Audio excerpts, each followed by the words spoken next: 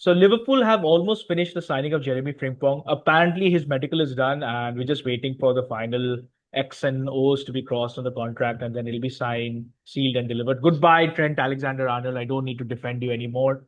You can go to Real Madrid with your buddy Jude Bellingham, whatever. Now, here's the funny thing: we've spoke in the previous episode about how attacking a right back or a right wing back Frimpong is. The other player that Liverpool has been linked with quite heavily is Kirkes from Bournemouth, who's the left back, 45 million pounds. He's only 21 years old, and there are quite a few rumors saying that he's going to be a left back next season.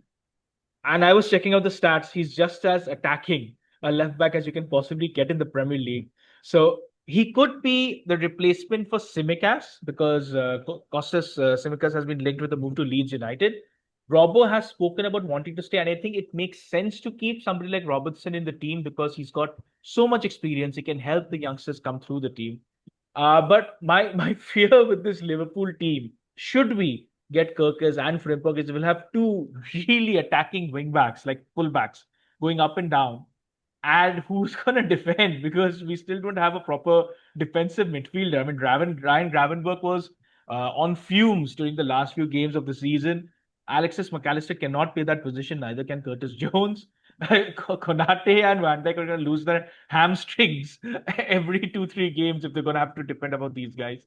So yeah, Kirkes is the one that seems really interesting to me. Now the other big story before Rohit you come in, the other big story, and that's gaining a lot of steam in these last few hours is Wirtz, Florian Wirtz coming to Liverpool, which has come from right out of the blue. I mean, I don't know how this has come about. He's a central attacking midfielder, plays as a number 10. He's been so there's no doubting his quality. The 22-year-old German international has won the Bundesliga with Bayer Leverkusen, which I don't think anybody expected Bayer Leverkusen to ever win a title. They were called Bayer Leverkusen for a long time. So that's like I don't know how this is going to work out because the numbers are astronomical. Am I saying that right? Astronomical. Astronomical. Thank you. I've lost my words, man. I don't know what to say. You've Astronomical. lost your words. Yeah. So words. Nice. Yeah, that's nice. So they're saying that it's like 100 million euros as a minimum to pay for him. Bayern Munich, who were leading the race for him, have to pay 25 million more. That's some kind of weird clause that they have. Manchester City were also rumored to be involved in the race, but they pulled out. And they pulled out because they believe that the entire package to sign Wirtz and play him and keep him for 5 years is 300 million euros, which is crazy. And it's crazy because FSG don't do this. They don't go all out for a player like this. And I wasn't even expecting them to do this after the debacle that is Darwin Nunes. Obviously, Darwin Nunes coming in from, I think it was Portugal, isn't the same as somebody coming in from Germany who's a German international. But I don't know, it's crazy. And so the rumors that are floating around now is that Michael Edwards has spoken to John Henry and they have agreed that they're willing to spend between 100 and I think it is 115 to 140 million to sign Wirtz. Wirtz was in England and he was supposed to meet first Man City, but he actually met Liverpool's contingent. And apparently, he was also in Liverpool to search for houses to shift to. So all the rumors are suggesting that if Wirtz is to leave Leverkusen, he will join Liverpool and not Bayern Munich. Now, I'll take that with a pinch of salt because Liverpool has been burned with all these transfers in the last few years, in the last 2 years. Caicedo is the biggest one. We agreed a deal. David Ornstein dropped the bomb that we are signing him, and then 24 hours later, he said, "No, I don't want to sign with him." We had an agreement with Chelsea. Uh, Lavia, same thing. We had more or less an agreement with him, but he went to Chelsea. And then there's Zubimendi. He was our number one target for this summer, last summer. He decided not to come because he wanted to stay in Sociedad and enjoy the mountains and scenery. But now he's ending up at Arsenal uh, in the coming transfer window. So I'm a little skeptical, for that. I think what happens or what could happen is that Wirtz stays at Leverkusen for another year and then moves to another club, potentially. The other thing is, how are we going to play? Because Wirtz is a central attacking midfielder. We've got quite a few options there. Dominic Szoboszlai does that. Curtis Jones can play that role. Harvey Elliott is there. Alexis McAllister can do that. Potentially, we play him as a left winger. If we play him as a left winger, that means Luis Diaz or Cody Gakpo or Diego Jota have to leave.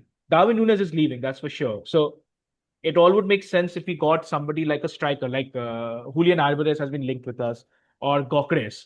So it's very weird, like how this transfer rumor has gained steam. And today also, David Ornstein has been dropping more bombs, and he says it's more likely that he joins Liverpool than any other club should he leave Leverkusen. So I don't know. I'm a little skeptical about this. What are your thoughts, Rohit?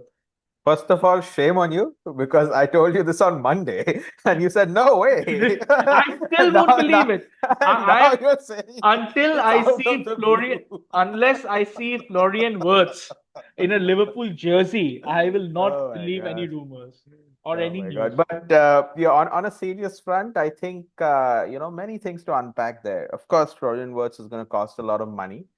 But what you guys have going for you is you guys have spent no money last season, right? And not just last season, if you look at it historically, and we've talked about this in this podcast, you guys have one of the lowest net spends among the top clubs in England. So you clearly have the money. And now with your championship win, going into the Champions League, so on and so forth, there's going to be a lot more revenue coming in, obviously, right? Uh, the other thing is, you talked about all the players that you have in the number 10 position. Out of all of the names you took, Florian Wirtz is, head and shoulders above everybody else. So what might end up happening, Adim, and I think there were already some rumors out there, like the likes of Harvey Elliott and Curtis Jones might get transfer listed, right? And you'll make good money. They're really good young players and British players, so you'll make a lot of money there as well. Uh, and of course, there are those particular situations with Caicedo, Lavia, but the only difference is they had given their word to other teams. And right now, it seems like Wirtz looks set for Liverpool. Like he's agreed to the move. He's happy to the extent that he's house hunting. So I think it's going to be exciting to see Wirtz in there, right? And I think even after Wirtz, like you correctly said, you guys need a number 9. So you guys still need to spend big after this as well. But it's good to see, the FSG purse strings loosening a little bit, just to back you guys to take you to the next level.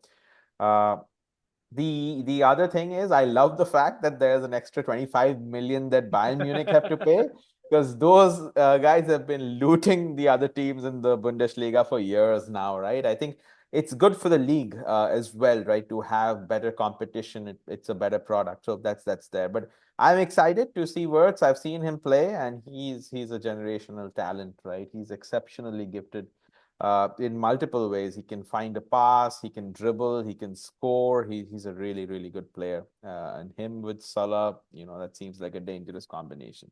Going back to the Kirkish thing, right? You brought out a very good point. If you guys sign Kirkish and Frimpong, two very attacking, And basically wing words. backs. And Yeah, words. It's just attack but everywhere. yeah, but do you think you guys will move to three at the back with like two wing backs? Because that would make sense because Wirtz again is like a number 10. So maybe, that kind of a structure, would that make sense at all? It would make sense, but I'm not sure if Arne Slot is somebody who's going to do that because he's always played with a four at the back. Mhm. And we spoke about this at the start of the season where he would allow one of the fullbacks to move into midfield. So I'm not quite sure how this works out. Do we go for a defensive midfielder and all-out destroyer? Adam Wharton, maybe. I don't know. But he's going to also cost a bomb. He's English. He's extremely talented, doing really well under Oliver Glasner. So it's going to be interesting as to what we do over there, right? Yeah, but you brought up Adam Warren, and I can't not bring this up. Thomas Tuchel has again chosen Jordan Henderson above Adam Wharton in the English club. I think we should re-sign Jordan Henderson. Resign We and should that is Henderson. We what need you Henderson more than anything else. Oh So man. yeah, it's going to be crazy. And just to round off this words thing, that should it happen, if it happens, I was discussing it with a few friends of mine. So the excitement in the group, right, wasn't this high when Virgil van Dijk signed for us. It wasn't this high when Allison signed for us. Words is so special. 22 has the world ahead of him. He could be absolutely sensational. It reminds me akin to us signing Fernando Torres all those years back. And obviously, that Liverpool under Rafa Benitez was completely different to this Liverpool, where we are actually a force. We had just, I think, won the Champions League and the FA Cup before Torres came in.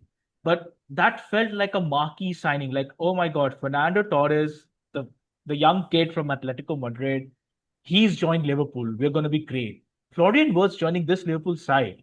Should we also get a good number nine in? That's a scary proposition, right? I mean, Wirtz, a decent number nine, Mohamed Salah, Cody Gakpo on his day, and then you've got Frimpong and Kirkes.